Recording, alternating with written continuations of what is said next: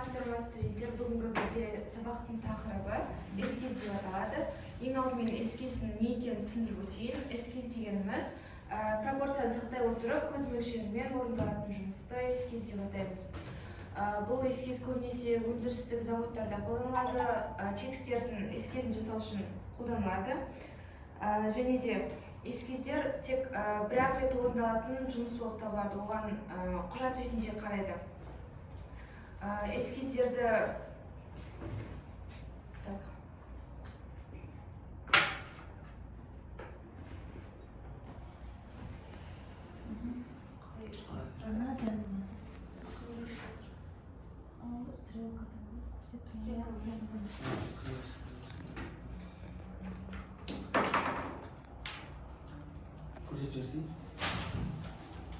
солай тұрмыз.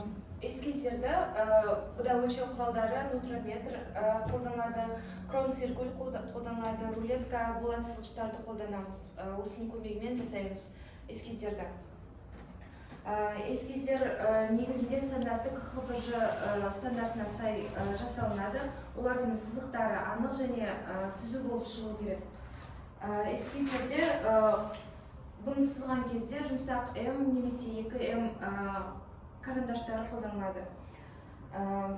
Және осы эскиздерде конструкторлар қолданғанда бұларды жаңа машиналарды жасап шығару үшін қолданады. Немесе істен шыққан тетіктерді қайта қалпына келтіру үшін қолданылады. Эскиздерде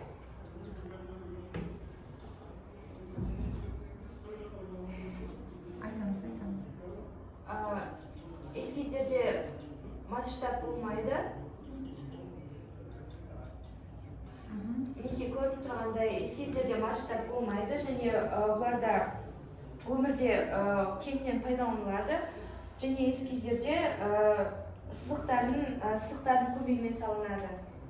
Енді бүгінгі сабақты жалпы қорытындылағанда эскиздердің бұл сабақта эскиздің не туралы және қалай орындалуы, қай кезде пайдаланатынын білдік деп ойлаймын. Және де толықтыру мақсатында сұрақтар қойып кетсем, Бауыржан, саған сұрақ, эскиздерді қандай стандартта қолданылады? Қандай стандартқа сай жасайды? Оныңызға жауабын? Осы сұрақ не?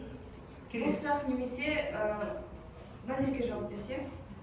Стандарт басында екі немен айқын және жоқ, қандай стандартқа сай жасайды? Мен жауап берсем болады ма? ХБЖ стандартына сай жасайды. ХБЖ стандартына сай жасайды. Және келесі сұрақ Севараға. Мен сұрақ қойсай сізге. ХБЖ дегеніміздің мәліметі сөздері қандай? ХБЖ. ХБЖ-ға сәйкес дедіңіз ғой, эскиз сызылады. ХБЖ дегеніміз не? Конструктор құжаттардың бірыңғай жүйесі. ХБЖ. Конструктор құжаттардың бірыңғай жүйесі.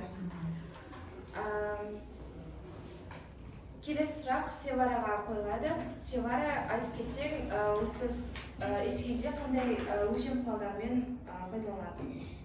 Так, циркуль, линейка, метр, конструктор. Жаңа мен айтып кеткендей крон-циркульдар пайдаланады, болат сызғыштарды пайдаланады, пайдаланады.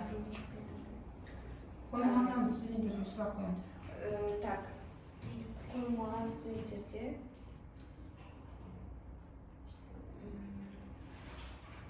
Жұлдызай, эскиз дегеніміз не? Айтып өткендей. Пропорционалды сақтай отырып көз мөлшерімен орындалған жұмыста эскиз деп айтамыз. Дұрыс.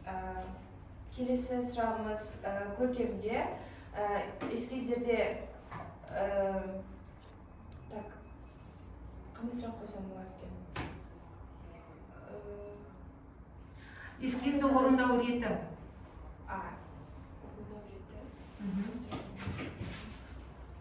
Сізге эскизді орындау реті. Сізге эскизді орындау реті. Эскизді ең алдымен рамкадан бастаймыз. Одан кейін эскиздің дайындаламыз. бұрыштарын дайындаламыз. Сұрақ қалды. Акмалға сұрақ. Акмалға.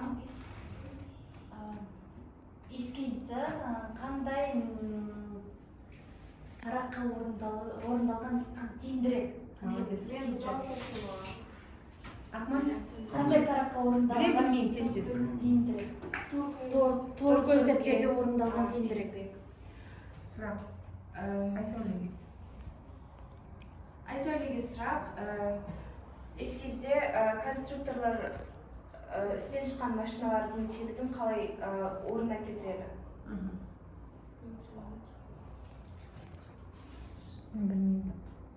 Өзіңіз?